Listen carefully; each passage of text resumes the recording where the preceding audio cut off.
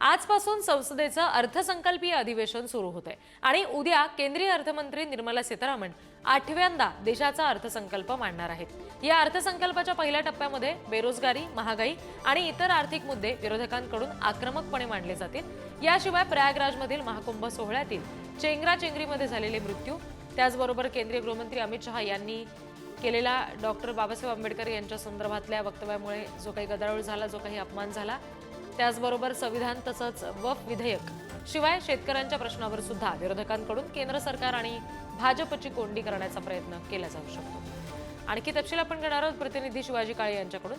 शिवाजी, काय नेमकं या अर्थसंकल्पाचं वैशिष्ट्य असणार आहे? सामान्य माणसाच्या हाती यातून काय नेमकं लागू शकतं? सगळ्यात महत्त्वाचं म्हणजे करामध्ये सवलत मिळते का, हा सगळ्यात महत्त्वाचा प्रश्न असणार आहे। आणि दुसरीकडे जी कर भरत नाही मात्र त्यांना मोठ्या प्रमाणात महागाईला सामोरं जावं लागतंय, त्या लोकांसाठी दिलासा मिळतो का? बेरोजगारांची संख्या मोठ्या प्रमाणात आहे, उत्पादन जे आहे ते घटलेलं आहे, त्या दृष्टिकोनातून काही प्रयत्न केले जात आहेत का? आणि अलीकडच्या काळामध्ये सगळ्यात महत्त्वाचं, मध्यमवर्गीयांची कमाई जी आहे ती कमी झालेली आहे आणि जो अत्यंत इलाइट क्लास म्हणून पाहिला जातो, अतिश्रीमंत लोकांची संख्या, त्यांचा उत्पादनातील वाटा हा मोठ्या प्रमाणात वाढताना पाहायला मिळतोय। अलीकडच्या काळामध्ये मध्यमवर्गीय जीवन जगताना त्याचे पैसे मागे पडताना पाहायला मिळतंय।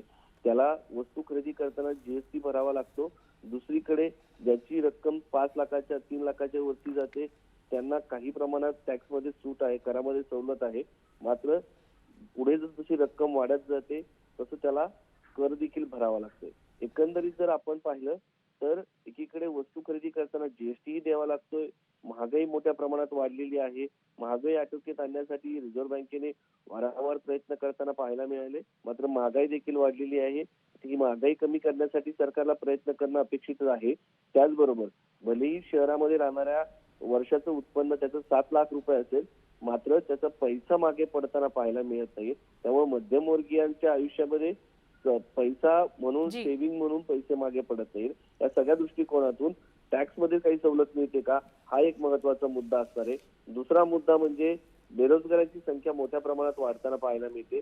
या बेरोजगारीला आळा घालण्यासाठी, रोजगार निर्माण करण्यासाठी सरकार काही नवीन पॉलिसीज आणतंय का, हे पाहणं महत्त्वाचे असणार आहे। उत्पादन वाढीचा वेग जो आहे तो मंदावताना पाहायला मिळतोय। दुसरीकडे जर पाहिलं तर टॅक्स कलेक्शन जे आहे जीएसटीचं, ते मोठ्या प्रमाणात सरकारचं वाढताना पाहायला मिळतंय। या सगळ्या दृष्टिकोनातून सरकारला आता मध्यमवर्गीयांवरती जो वोटर म्हणून पाहिला जातो त्याच्यावरती काही केलं जातंय का, हा सगळ्यात महत्त्वाचा प्रश्न असेल। 8वा वित्त वेतन जो आयोग आहे त्या संदर्भातली घोषणा झालेली आहे, मात्र त्या संदर्भात काही तरतूद जी आहे याच अधिवेशनात होते की पुढच्या अधिवेशनापासून तो लागू होतोय, हे देखील पाहणं महत्त्वाचं असतं। तर एकंदरीत पाहिलं तर सरकारच्या वतीनं मध्यम वर्गासाठी काही घोषणा केल्या जात आहेत का? निश्चित, आणि हाच महत्त्वाचा मुद्दा असेल की या सगळ्यामध्ये मध्यमवर्गीय माणसाच्या हाती नेमकं काय लागतंय, त्यांच्या अपेक्षा पूर्ण होत आहेत का, हे पाहावं लागेल। धन्यवाद दिलेल्या सगळ्या तपशिलांसाठी शिवाजी।